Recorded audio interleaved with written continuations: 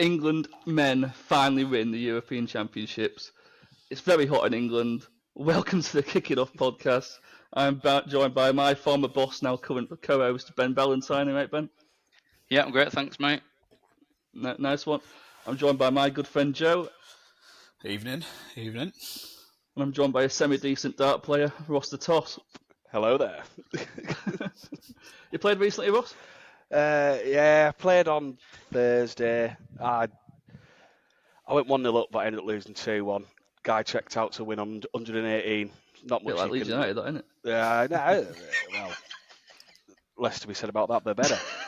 Yeah, but we won all together. We won the night. So I like to say, you win as a team, you lose as a team. And even though I lost both my games, I won as a team. Unless you measure is it measure? Yeah. Then you don't win as a team. No. To get that lanky bastard out of them nets. What? He's gone Marseille, hasn't he? No, he's still a Leeds player as of time of recording, to use professional podcast terms. But it's good. It looks like he's going to go to Fenerbahce. We'll talk about Fenerbahce in a bit, actually. Anyway, Ben, did you watch the final yesterday? England 3, Germany 2. Yeah, chose to watch that instead of the Club World Cup. Very good performance. You patriot.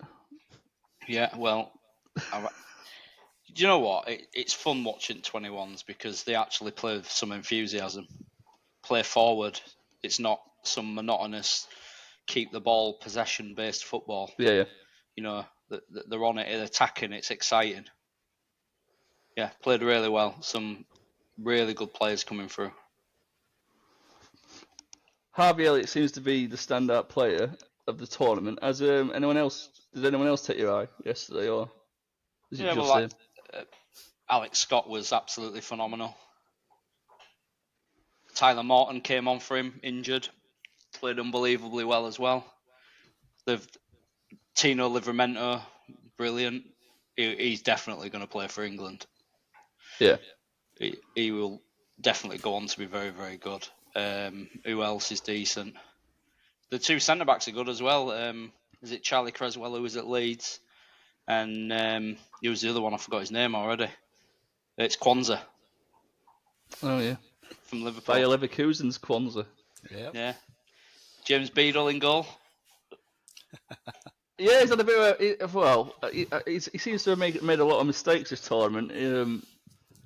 I really liked him at Wednesday, but then he did start the odd howler was there here and there. But you know, he's a young goalkeeper, learning his trade. He's going to be completely fine, I think, going forward. Yeah. And you don't get any bailouts as a mistake as a goalkeeper, do you? No, you don't. No, it's awful, isn't it? It's the hardest position in the game, probably. Sam Allardyce used to say after the striker, it's the most important position. Probably right. Sam Allardyce, he dropped Elan Millier as soon as he came in. he knows what he's doing when it comes to a goalkeeper. He walked through that door and get that streak of piss out of them nets now. Still got relegated, but I mean, we still conceded a bucket load of goals, but you were right. And then Harvey Elliott has been fantastic this tournament. I think he's scored in every round, or something like that. Do you think he'll eventually break into the Liverpool team full time? No. Or do you think he's happy being a bit part player? No, I think he'll leave. I think he's at the point now where I think he knows he needs to play. I can see him at a Villa, Newcastle, anyone just outside of the big boys. I think he'll be a very good player. But I honestly don't think he's good enough to play amongst the elite yet. And at his age, he needs to be playing every week now, doesn't he? Is he 22? It's 22, yeah. Just turned. Yeah, 22 because Twitter reminded me he's 22. Yeah. A hell of a lot last night. Yeah, I bet. I think at that age you need to be playing week in, week out, don't you? Not coming off the bench and getting 15 minutes here and there for Liverpool. And his favourite position is Mo Salah's position. That's where he plays for 21s. To be fair, Joe, he's played quite a bit for Liverpool last season, right? He plays quite a bit most of the time, but like Ben said, it is quite a lot of the time off the bench. He's good. He's a very good player, and he's technically quite, astute, and he's probably one of the most technical players we have. It's his physicality, I think, that's they're going to be the crutch for him. That doesn't get him to that top level. He's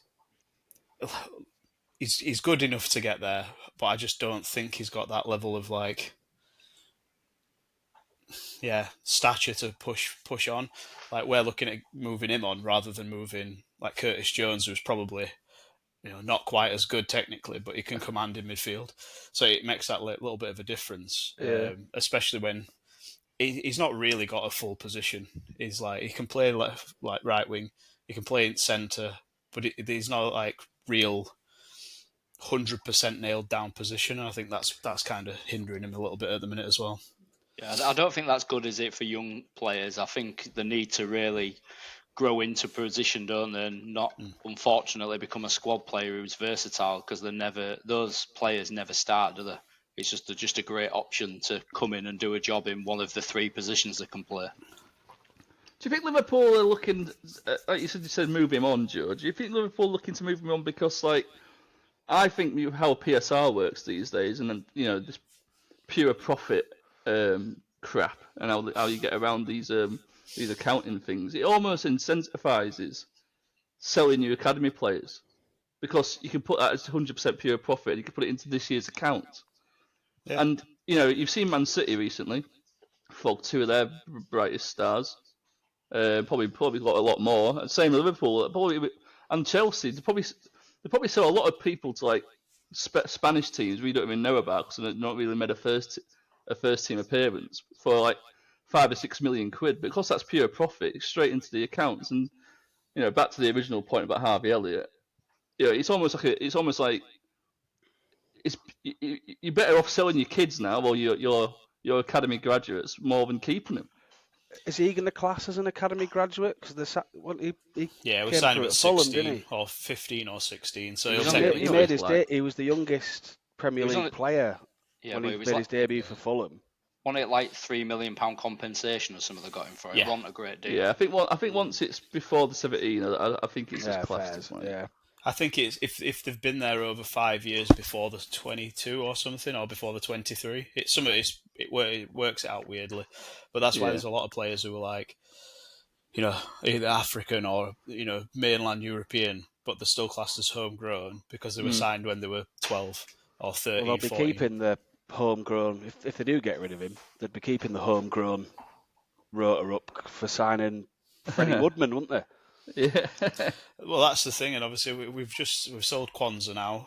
If we do sell Elliott, that's going to be around the figure of 80 to 95 million in pure profit for us this year. It's spending money, you need to do it. There's something about this academy stuff I don't like. I think there needs to be a rule to protect teams, because Leeds do it.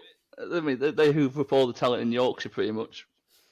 Raheem Sterling was he was QPR, wasn't he? When you snatched it from him.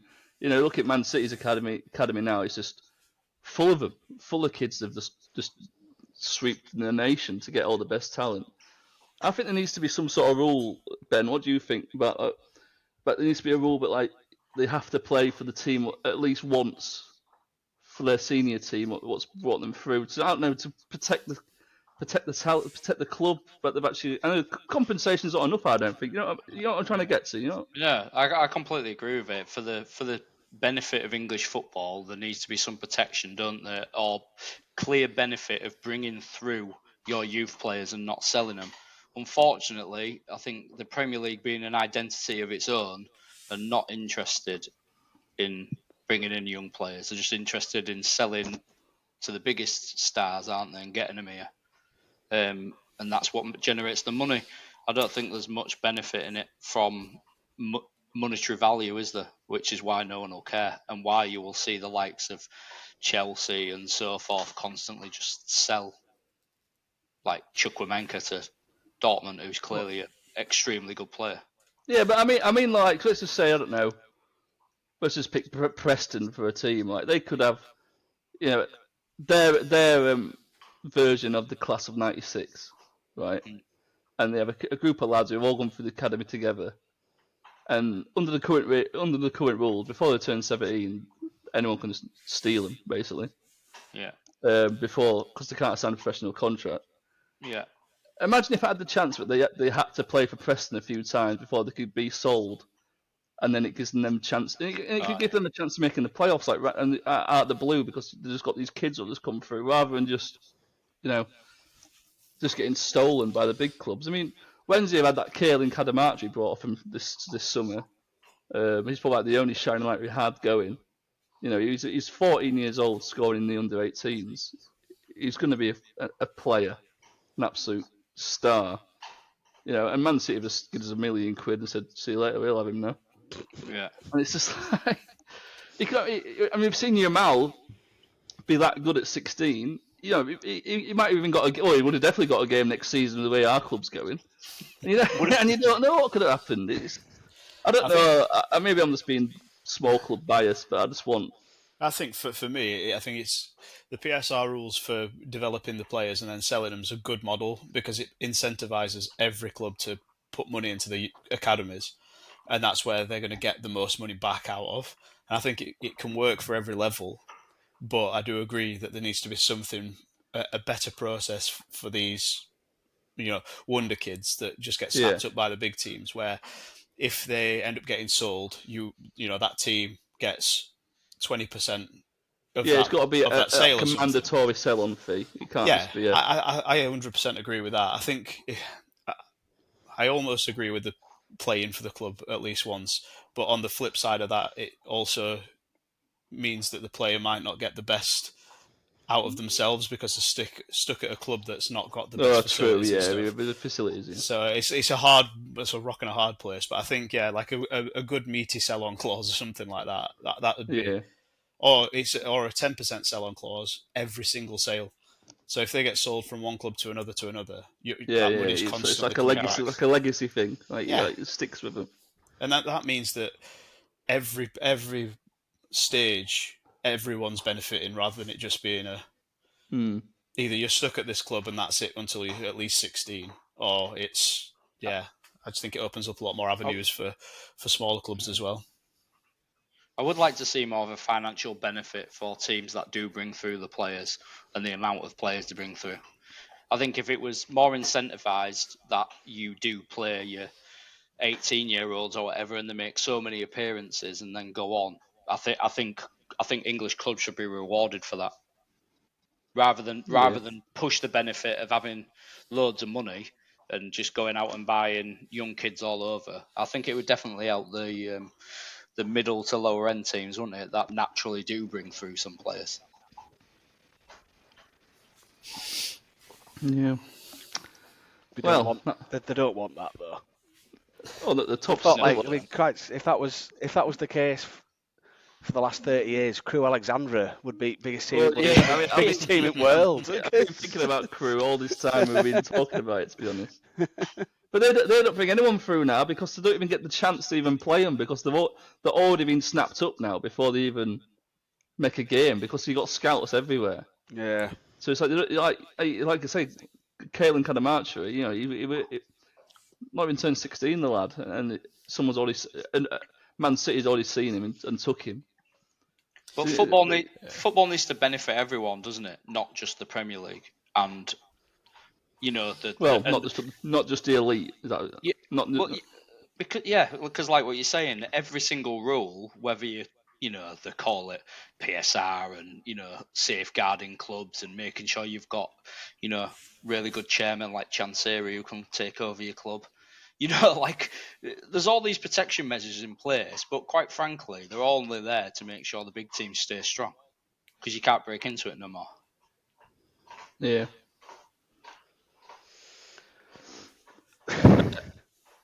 Ross, the toss.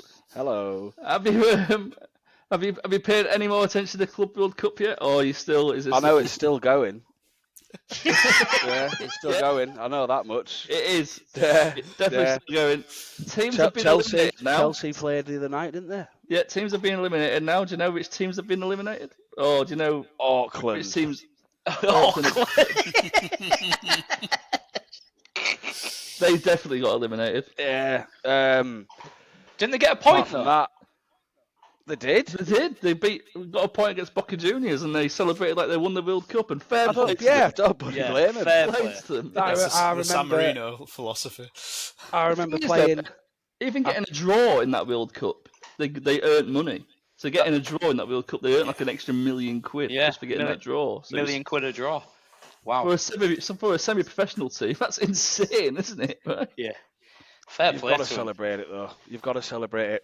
When I played for Huntington Men's, we had a pre-season. We had a pre-season friendly against Pickering Town. They're on £30 a game. Them. They're £5 a goal. 7-0 down. 2 minutes left. Cross comes in. The toss, back stick, bang. 7-1. I was down like Shearer against the bloody Mackhams. I were running down pitch. You got to celebrate it. Did me and you play against a Pickering team, Ben? I think. Oh yeah, for that work game. For Aviva. Yeah, absolutely murdered an a proper side from out that way. Yeah, we were just a load of lads Bunch at of work. IT nerds, just like. Yeah. To be fair, mate, when they got you at centre half. Literally just me and you defending the whole time while everybody else could barely kick a ball. Well, someone was scoring. Cause it weren't me and you. Well, actually, you scored a very good free kick in that game. Actually, that's when I fell in love with you. Oh, I love the way he kicks that ball. I'll paint a picture. I was playing right back. Someone went to, I think it was Billy, my old boss, went, "Oh, BB's playing centre half." And it was BB. He says, "Oh, he works on nights." So he walks up. You know, not in the best shape in the world, but BB. Kind of headbutting me and said, I've just come off a night shift. Said, right, this is gonna be a tough game. My God, what a player! And it turns out you used to get paid to play football, Ben. So never judge a book by its cover. BB stands for Beckenbauer. Fucking played like it that game, anyway. Right, anyway, back to the Club World Cup. About the Club World Cup, something that I found funny is the fact that what's in it? Chelsea have made back the Delat money already, haven't they? Yeah, almost, and more. It's almost a free season. It's insane, and that's why they're just. I mean, we mentioned this 2 weeks ago, Joe, when you came on, when Ross weren't here, weren't we? On about like how much of an advantage it's giving these teams who are in the Club World Cup, and that's, you know, Chelsea now. I mean, they're going to be a force next season, aren't they? You know, they've just basically got a free transfer in like England's best striker, other than Harry Kane. You know, 21 years old. They've just agreed a deal with João Pedro, and Byron Gittins they've just agreed a deal for him, £50 million in a row. I'm going to love to see what their starting 11 is going to be like next season, because they've got about 40 players again. It's going to be an interesting. They will sell a few players, but again, they're going to get to the semi-final, aren't they? Chelsea. I think they've got a very easy run into the semi-final. Thought so. They're gonna pocket about £80 million just from this tournament, which is just crazy, isn't it? Must be nice. Do you not think though with Chelsea, the amount of youngsters they've bought and the way they've gone about it, it is only a matter of time until that clicks. They've bought that many good players. Oh yeah. That's the thing is, what you can say, there's too many. Yeah. The thing is, what you can say about Chelsea as a positive sign is that no player is on over 200 grand. I know they're on stupid long contracts, but no player's on over 200 grand. So, in their world, that they earn so much money, through revenue streams, you know, their wage bill is actually quite sensible, which is like hard to say. You know what I mean? It's when you compare it to obviously someone like Manchester United, for any chance. it's good and bad though, isn't it? When you look at the Mikhailo Mudryk serving his ban, and after his ban, he's still got 4 years on his contract. Oh, yeah. So realistically, he could just not play, and he gets 80 grand a week or whatever he's on for the next 8 years, just for being there, just for doing nothing. And it's a bit of a crutch when you're looking at the 90 million that they spent on him or whatever it were. So it's, yeah.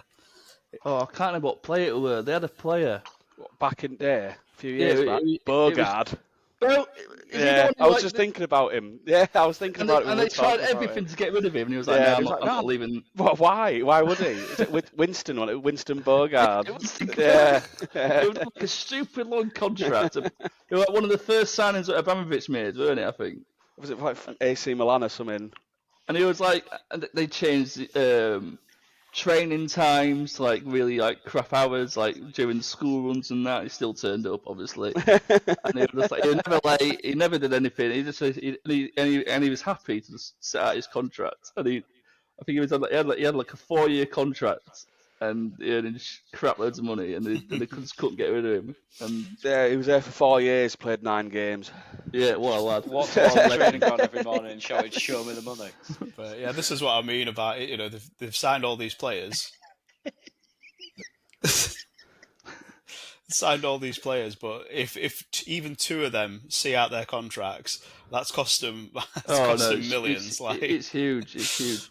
The thing is, they sell a lot of players which don't even make headlines because, like, to us, they are unknown players.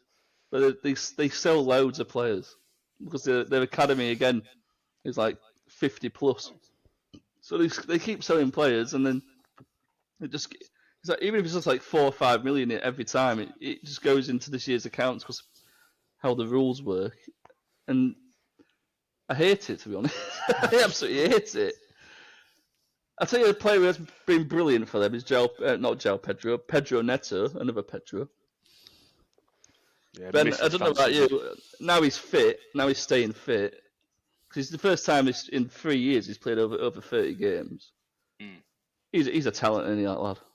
Oh yeah, he's powerful as well, isn't he? He's got blistering pace and he's stocky. He's a very good player, technical ability. Yeah. But yeah, like you say, if he can stay fit, I think other teams would have gone in for him sooner, wouldn't they, at Wolves? But because of his injury record, probably stayed away. But Chelsea have got about another 14 wingers if he gets injured, so it doesn't really matter. Yeah, they've got wingers for days. So I'll tell you something. I'm glad Chelsea smashed them, Benfica, because last week I said, "Oh, the Portuguese teams are getting battered," and then Benfica topped their group. I was like, "All right, Porto are getting battered." So anyway, Chelsea are through. PSG have just smashed it into Miami 4-0. It's currently Bayern Munich are now 2-0 up against Flamenco. Harry Kane scored. I bet it's a tap-in. It looks like it's going to be. It looks like it's going to be Bayern Munich, Real Madrid in the semi-finals. The way if it goes that way. I did see someone, Joe, complaining about the Club World Cup, going, "Oh, it's just the obvious teams who have made it into the knockout stages." And it's like, well, when you look at a World Cup, it's always the same nations who make it into the knockout stages, right? So it's not. Yeah, I think this is the whole thing with when they've changed the format. There's less of a chance for the smaller teams to do well. They get more money across the board for the new additions that they've brought in, but it's also just diluting that pool down, because then you're just going to get all these big teams will go through, and they're the ones who will get to the finals at the end and earn all the money. Effectively, but when you looked at the old format, you saw it were always sort of like a European team in the final, which was an obvious thing. But then it'd always be like a different kind of team from South America, or you'd always see them progress further. Obviously, there weren't as much money in it, so there's only one European team as well, so it can only be one European team. That's what I mean. So you always have that European team, but every time you'll have someone a bit different.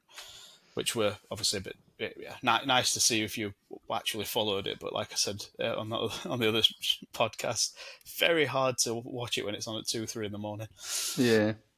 But the knockouts have been good because it's been 5 and 9 every night. I think that's pretty cool. I do think it's going to be PSG versus Man City in the final, and then it's the Club World Cup of the Nation States World Cup, then, isn't it? Like the final of Nation States, which again, we can moan about the teams being brought out by nation states. Right, well, we'll park the Club World Cup there because I'm enjoying it, but it's almost like a foregone conclusion at the moment. I think the teams are too strong. What I do want to talk about is the transfers, and finally, mid-table teams are doing something. Everton have announced today that Dominic Calvert-Lewin is leaving. That has got West Ham written all over it, hasn't it, Ben? Yeah, that is a West Ham signing through and through, and they will start the season on fire and play 12 games. Yeah. He had that spell, didn't he, under Carlo Ancelotti, where he was like absolutely unplayable, weren't he, at one point? Yeah, he's got everything, hasn't he? He's fast, he's big, he's strong. There ain't much he can't do. He just, apart from stay fit. Yeah. It's a big part of playing football. It's quite a bit. It's the other thing he ain't got. Bloody fitness. Looks great with a handbag. Yeah. It loves his fashion. Well, how people want to spend their spare time, fair play, but that ain't my bag, I tell you. Get in there. Yeah, he'll just join the graveyard of West Ham strikers. I'm trying not to be like TalkSport and just talk about the same clubs over and over again, but Liverpool keeps spending the Coutinho money, Joe. Just through the door now. Hey, it's gone a long way, that money. They've got the best out of that loan.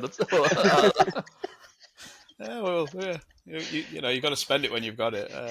But the Kirkez is signed. He must be. I mean, they're going to be good next season. They're going to be frightening. But again, 21-year-old. It looks like, to me, from an outside looking, it looks like they've gone right.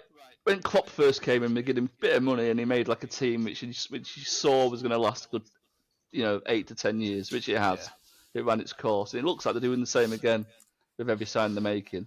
Yeah, I can't really fault the ownership. Like they've looked at it and gone, right, all players were signed 8 years ago, 8 years older than they were 8 years ago. So we best put some money in and restock, replenish, and go again. So it's a nice thing to see. Like I said, we have spent money over the last few years, but when you look at it in retrospective to every other top 6-7 team, even if you put like Villa and like Brighton spend an absolute mountain, but they obviously earn it back through sales. But yeah, we've probably needed a little bit of a refresh for a while for just getting some old legs out and some fresh legs in. But yeah. A great summer for us, I can't lie. Did I read you would Liverpool have put a 70 million price tag on Darwin Núñez? Yes. Is that only for Chelsea? Because I don't know anyone else mad enough. The rumour I've heard is Napoli wants him, and it looks like we'll probably agree a deal around 55 million for him. Yeah, because Osimhen's still their player, isn't he? Yeah, I think we're loan to Galatasaray. And Man United are still stupid enough to pay a lot of money for him, aren't they? I don't get anyone who's interested in Osimhen, to be honest. Every time it just seems like he makes the wrong decisions on where to go. So I'm not sure. Well, it's because he's money chasing, he had that one good season, didn't he? Well, 1.5 good seasons. How did he do last season? He didn't really tear anything up last season. No, he did all right. He scored a few for the filth. Yeah. To be honest, I'd rather not talk about them. To be fair, he did do well last season. He got 26 goals and 5 assists in 30 games. So can't really grumble at that. Okay. That's some good Yeah, statistics. But he is playing it. That's better He is than I playing in thought. Turkey. Yeah, Playing in exactly. Turkey for the best team in Turkey. Also for the Yeah. team that have been notoriously called out by Mourinho for match fixing. Right, if Mourinho's calling a team up for match fixing, that he's got to be bad. Did you see that? Like on one of games, I think not last season before, they just told him to walk off pitch. They just walked off and didn't come back on because of a penalty decision. It's just like, Yeah, I'm not having that. We're it's off. got to be bad. I mean, if they didn't get paid for 2 months, I could probably understand that. So. One thing I do want to ask you all definitely about. Sorry, one thing I do want to ask you about. Have you seen the new media rules that are changing for the Premier League next season? Oh, what a load of shit. Right. Woke nonsense. It's Right. a load of bollocks. What? Why? I understand that we're all interested. Well, we're not all interested. The kids are interested in these viral moments, and they'd never watch a 90-minute game of football. They just go on and watch the highlights and then comment on a football match, understanding nothing what's happened because they've just seen a little Sky Sports clip. The thing is, if they're going to do half-time interviews with players and managers, the thing is, they aren't going to stop the media asking questions on like, should that have been a red card? Was that a penalty? They're just opening these managers up in the heat of the moment to basically get banned. Because they're never... Like, have you ever seen a manager, unless you're Mourinho, come out there and just say what they think anymore? They just have to go out there and say the most media-trained nonsense that none of us care about and then get slated for it because they can't say anything. I'd be sending number 2 out at half time every time. If I was a manager, Dodsy, you're on it. Dodsy, I'd be sending Dodsy out every time. I thought you meant you were going to have a shit. They come up to your microphone. I'm like, I'm sending number 2 out. Get away for that, you prick. Fuck off. Can you imagine Dodsy doing an half-time thing? Do you think you were great in the first half? Oh, yeah, great. Oh, yeah, it was great. Didn't see it. But you kept giving ball away. Oh, yeah, terrible. I mean, that's all Ferguson did, didn't he? He never went to an interview. He just went, "Go on, Mike, mate." Yeah, it's Mike feeling out. What else is it? So it's half time, but it's also interviews with the subs on the bench at the time of being subbed. When they come off, innit? Is it when they come off or when they go on? I think. They're always in a good mood when they come off. This is the other thing. They keep booking players for delaying the restart of play. However, when a goal is scored, cameramen can run on the pitch. Yeah. They want to get the best video of it or something. To get the best video of it. You're just gonna get some like lunatic fullback who's just gonna like swing an arm a cameraman at you after his team just conceded a goal. Someone's gonna end up because it's all heat at the moment. You do daft stuff, don't you? Like you just conceded a goal and then you've got a cameraman running in your face trying to get to goal scorer. God. I'm not the biggest fan of the new rules. The managerial interview is not the worst in the world. Like I watch a lot of American sports, and it's very American, isn't it? Yeah, it happens all the time, especially on primetime games and things like that. But I think they do it in America where it's like they just ask them about the first half, for example, as a general thing, not specific moments. It's like, what do you think you need to do this half to bring it back? And then they'll just say a little synopsis and that's it. But it's so like superficial and generic. It's just there's really probably no point. Yeah. But American sports are very, very stop-start, aren't they? And they go on forever, so you're not actually that bothered. And there's lots of time of going to get a drink and going to get a hot dog. I mean, me and Ross went to. Let's go Blue Jays. Yeah, we went to watch the Blue Jays, which is very, very family friendly. Let's play ball. Yeah. But it goes. What was that? 3 or 4 hours we were there. It's got it all blurred into one at the end. All I can remember is the price of a pint of Bud Light. Yeah, well, you just kept getting up, didn't you? And just get another beer, and then come back, get a beer, get a hot dog, come back, get another beer, get a hot dog, or they're talking to someone on the screen, and it was all just like it was good, but it was complete. It's so far away from football. It couldn't be. It's almost like you couldn't even class it as a sport compared to football. It was such a weird experiencing American sport live. And football. What's great about football? But it's 90 minutes, and it should be start to finish non-stop. It's getting worse and worse, especially with like how long Arsenal take a corner. It's about 1.5 minutes for Odegaard to get over there and rip it in, and it's killing it, isn't it? Aren't they saying like now we're seeing games of football even in League One where the ball's in play for like 44 minutes and stuff for the entire 90. I just think this is going to make it even worse. And then they're talking about cramping up and you're throwing VAR involved. In with it all, it's just going to take forever. The game's going to feel like like ages, especially if it's a night game. You got to try and get home and stuff. Like it's just Premier League game of football is going to be like 120 minutes. Well, that's the thing, isn't it? About how are they dealing with the clock now? Because it's alright, I'm bringing in this new rule where if the goalkeeper holds the ball for too long, they'll concede 8 seconds. They'll concede a corner, and we all know full well that the Premier League absolutely love a rule at the beginning of the season, which they will enforce until November, until the letter of the law, and then when November happens, we never see that rule again because they're way more lenient. What, they're kicking the ball away one was this season, weren't it? Oh yeah, well you fucking farted next to it, you'd get a yellow, and then come November, you can hoof it into the top of a stand, and referee will be like, "Oh no, he didn't mean to do that. Well, let's keep playing, lads." Yeah, he's already in the motion.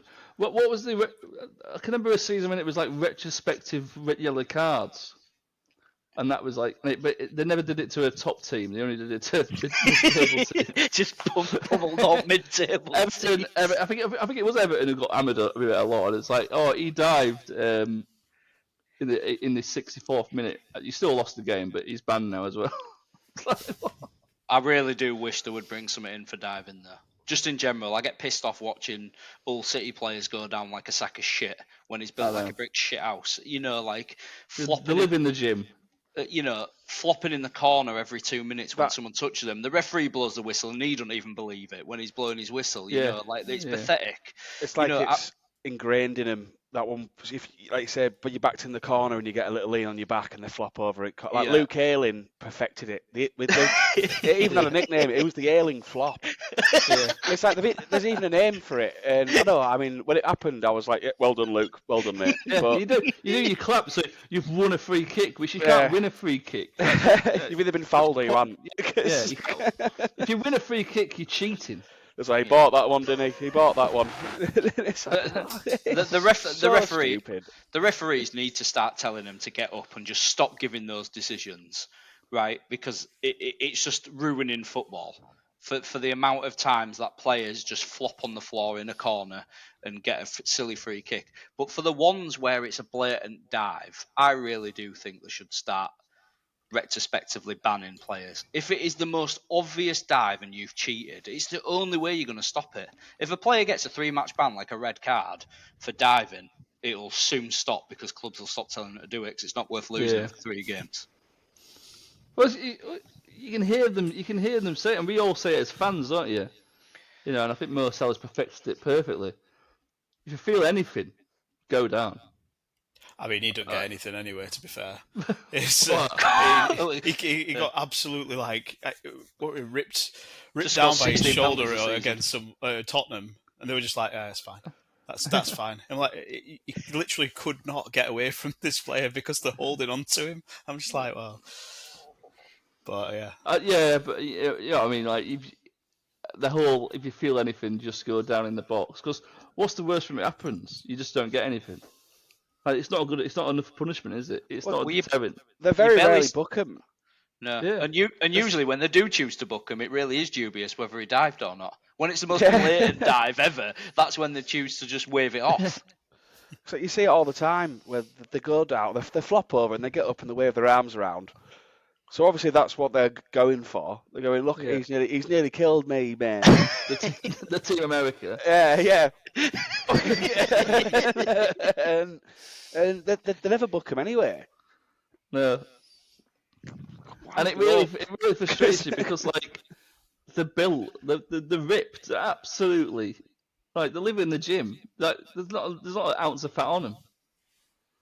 And and they go down so easily, and it is painful. And sometimes when you watch it with like someone who doesn't love football like we love football, and they just go there, what the fuck's he doing that for? And you got to try and explain to him, he's part of the game. Gamesmanship. And you're like, oh god, this is embarrassing. It's like trying to explain to someone who doesn't understand wrestling why you like it. Because God, you can be there for hours. And they'll still say it's shit.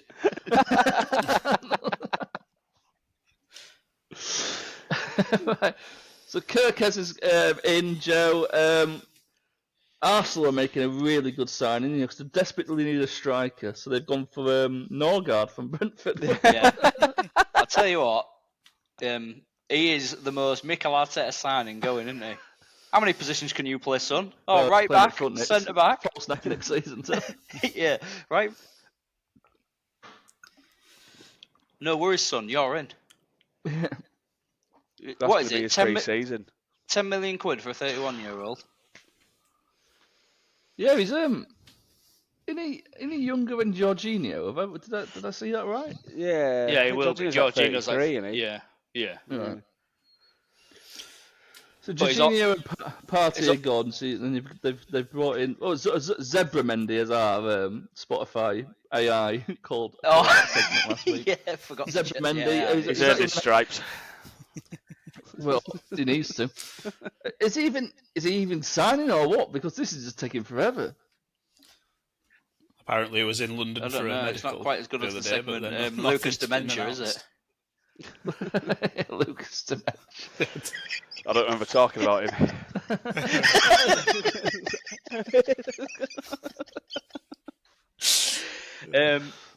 Yeah, you know what Arsenal are like. They'll be still having a little conversation over £2.50 before they get the deal done. Ross, Hello. do you know anything what's happening at Leicester City? I know that they're probably going to be in a lot of trouble. But why? Because I saw I saw a Leicester fan moaning about, we play Sheffield Wednesday in 4 weeks, and they started moaning about their list of like woes, and I was like, calm the fuck down, mate. It might not be quite as bad as it is in the blue side of Sheffield, but I can't remember the exact details. But basically, they broke like a lot of rules in the season that they went up. So when they went up, because it's a different governing body or whatever, it didn't matter anymore. No, Ross. Bournemouth did that. Do you know what they they did? Down, the rules are back in place. They won a court battle because they were neither in the Championship or in the Premier League. Because they'd been promoted from the Championship, but the Premier League season hadn't started yet, so didn't adhere to their rules. So they got a punishment from neither. So they've waited for them to come back down to get them. Son of a bitches. You can see them playing with the pencils, and they got relegated. Let's get the dogs out. It's fox hunting season. Get the red coats on. We're off. Get the bugle.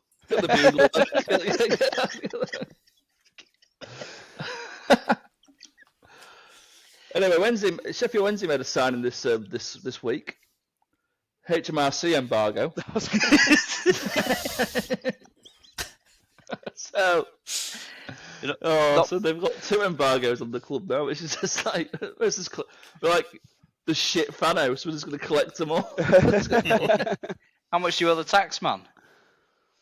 Christ, how much it is? Whatever it is, that don't get disclosed. Oh, I remember last time he missed a tax payment. He put a statement out saying, "If you love the club so much, if you all put £100 in, we can pay it off." That's coming from the club's owner. That was 2 years ago. I remember that. Come full circle. If 40,000 you put 100 quid in, we'll get this paid off quick. But just why? Why isn't there like? Why aren't they stepping in? You know, why can't they do anything? Like the authorities, is it literally like they've just got to wait till it to go bust? Because it looks like it's going to go bust. Well, yeah, I mean, look what happened to Berry. Yeah, just fucked, aren't they? Oh, he bought him for £1, didn't he? The Berry guy. Yeah. Yeah, but what is that? Do you have to put yourself into administration? Can you not be forced? I think the tax man can do it, if I'm right.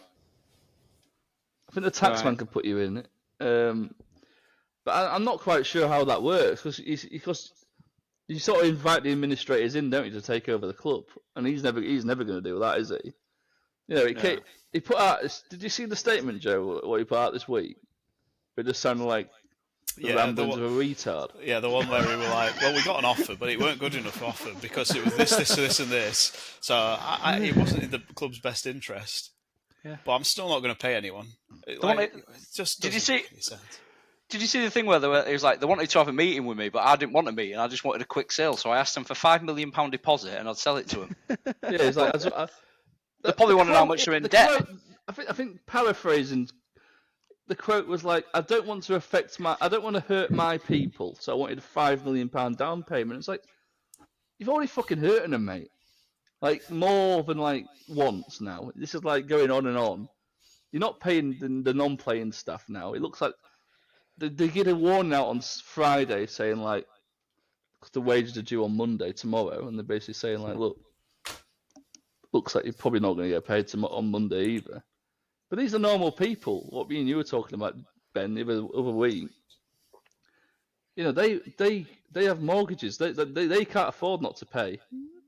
To be paid because you know their wages pays for their living costs, and if you speak to a lot of people, it turns out like the wages at a football club aren't very good unless you play for the football, unless you're a player, because they sort of take advantage of you as a person because you love the football club.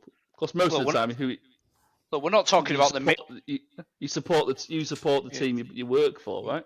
Yeah, we're not talking about Edda Media, are we? We're talking about, the people who are just in the admin offices and, who are on a normal... like 21,000 a year. A normal working wage, mate, that basically it's likely that their mortgage also comes out on Monday. Yeah, they could probably earn more elsewhere, but because they're Wednesday fans, they want to stay there because they love working for their club, sort of thing. Yeah. And it's just... I think once it gets to that stage, it's horrendous. And it's 2 months on the bounce now. I just don't know. I mean, one of his points he said on his rambling statement was, "Oh, it's a £5 million down payment just to talk to me." Well, that's mental. And then I saw a lot of people online saying, "Well, if this consortium's so rich, why can't they afford a £5 million down payment?" It's like, yeah, but you don't just... A £5 million transfer isn't as simple as just logging into your NatWest app, typing in payee details and typing in £5 million and pressing transfer. Yeah. You know, it has to go into escrow and that's a lot of money you're transferring. Are you sure you want to try? You know what I mean? The bank doesn't want to lose £5 million. Oh yeah, don't worry about it, mate. It's just a deposit. Just send that through, please. Yeah. It's not like when Kath buys something and goes, "Oh, send me 20 quid." I'll send the 20 quid. No. £5 million is £5 million, man. It's like... He also said, I waited on a Zoom call for 45 minutes and no one showed up. But it's like, why would they show up for you? It's so unprofessional. But then the consortium keep responding in their own, statements online. It's always like he said, she said. It's just, it's embarrassing. It's worrying. Personally, as a Wednesday fan, I'd rather have a quick death than a poison, which I think we're getting poisoned at the moment. I'd rather it just go bust now, and then we'll start again, or something. I don't know. It's like I really don't want to watch them just get smashed every week and then get 12 points deduction and then another points deduction in January because they still haven't paid, make some payments. It's going to be a rough old time. I don't know. I'll be wearing a York City shirt next season, I think. Well, I was born in York Hospital. It's literally spitting distance from Bootham Crescent. You know, I should be a York City fan. York's new kit came out. Looks pretty tidy. Have you seen it? Does look good, yeah. I can't wear the red one. Has the away shirt come out yet? Oh, no, so you can't wear red, can you?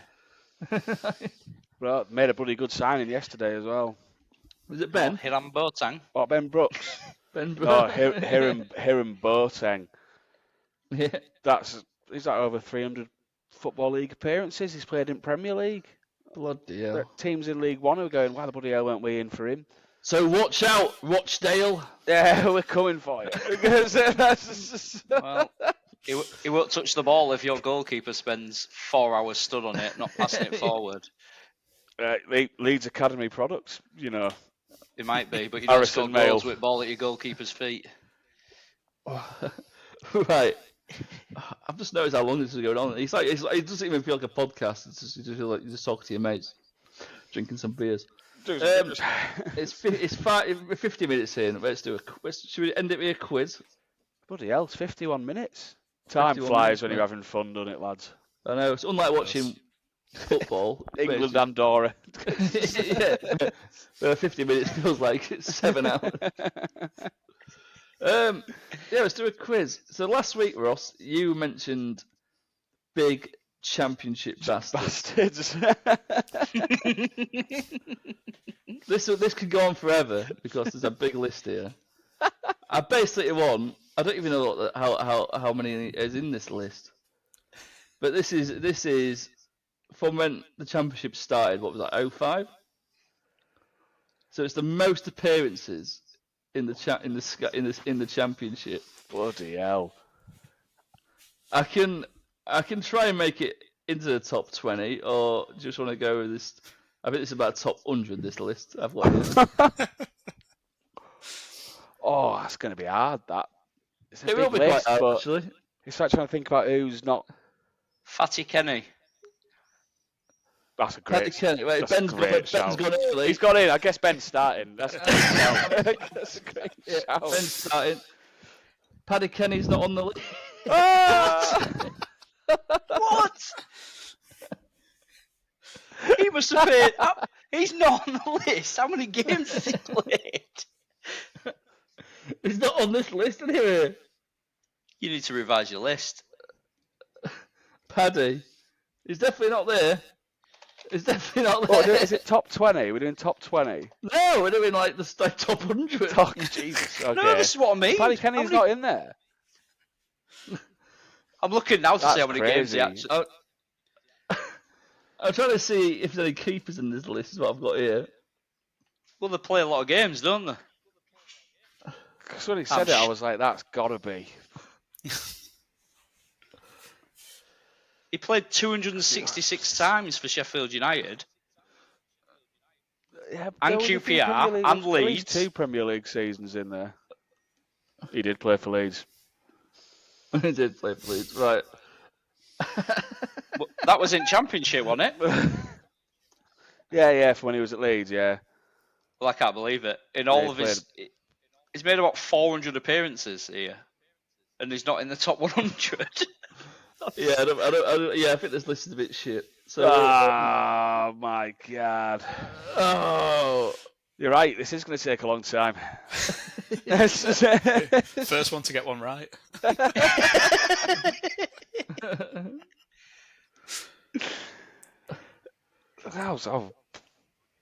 I couldn't even think.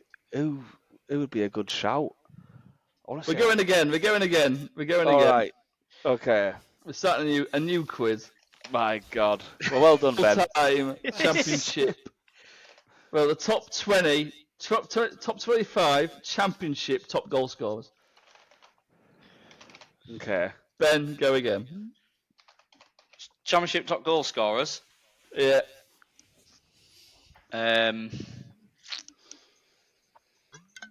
Blimey. You can edit that first with that in post, right? Yeah. Who's I'm gonna push you. Leon Clark. Leon Clark. Bollocks. No. You put me under pressure because I wouldn't expect you to start a new one. No, he's not in the list. I'm not surprised. I couldn't think of anyone. Joe, championship got top goal scorer. 25, top 25. Charlie Austin. He scored a few. Oh Maybe my God. not enough. He's in it. He's 12. He got 88 goals. He got 88 goals for 3 clubs. Are we going from from the Championship's inception, all right. 2005. Okay, because I was going to say Steve Bull, but all right, never mind. Jay Bothroyd. Fucking hell. Are you having a laugh here? What? No, he's not in it. Is he not? Fuck's sake. Right, Joe wins. You could have had Billy Sharp. Oh, yeah. Jordan Rhodes. Yeah. Phil Nugent. Ross Yeah. McCormack. Yeah. Chris Martin. Yeah. Lewis Grabbin. Troy Deeney. Daryl Murphy. Any of these names ring a bell? Yeah. You put me under pressure. I was too busy looking up to try and see how many games Paddy You do a Kenny's football played. podcast, man.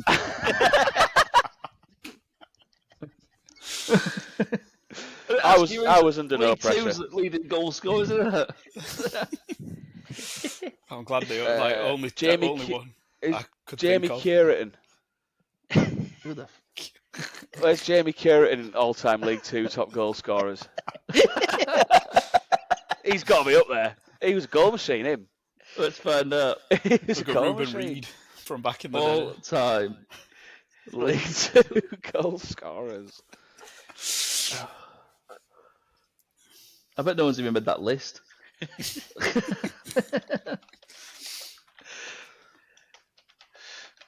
Jamie.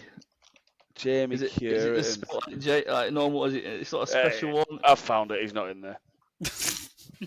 God's sake. Ruben Reid is in there, though. Reid is in there. Look, Hull City haven't scored goals all season. I'm not used to goal scorers. I feel like Jamie Curitin might have been more of a non-league guy, to be fair. Anything but football. Have you anyone been watching Squid Game? No, not started it yet. I had some I oysters didn't realise they were tonight. out. You had some oysters? Yeah. No squid, though. Nice. Yeah. Bit of salmon tomorrow. I watched this week. I Know What You Did Last Summer, and I Still Know What You Did Last Summer. Ah, a double bill. I'll tell you something. With Freddie from Scooby-Doo. Yeah, and Daphne. And the first one. Of course.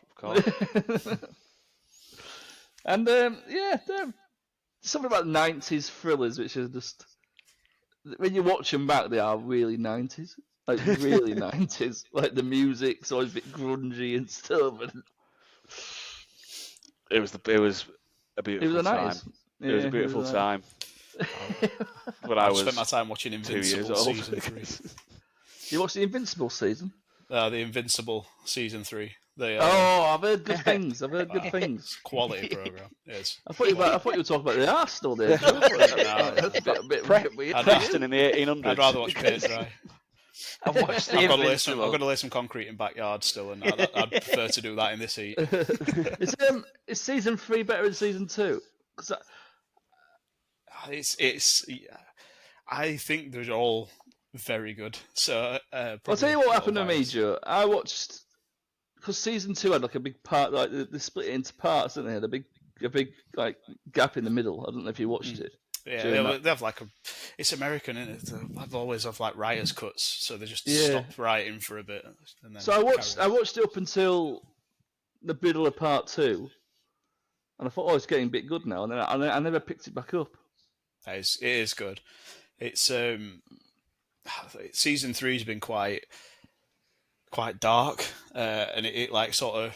Obviously, I can't really spoil end of season 2 for you, but it takes the twist of season 2's ending, and then puts that as like the main kind of like feeder into it all. But yeah, the last like 2 or 3 episodes. But I'm glad you reminded me of that, because I'm actually in that predicament where I've got nothing to watch, and hence why I know what you did last summer. That is a predicament. Yes. Right. I watched Jaws 2 yesterday. Oh yeah. It is what it is. Need another bigger boat again. The next thing I've got on my list is I'm going to start watching Countdown, a new like cop thriller thing from America. Yeah, hello. Not that good. Shit, guys. I need to start watching Countdown. Carol Vorderman, my God. There's no other reason to watch it. Vorderman's been off it years. Yeah, I know, but my God, breastfeed a creche, that woman. Probably could. We'll end it there. Press end. Bye, everyone. That's got to be the title, the upload title. Breastfeed a creche. Episode 5, breastfeed a creche.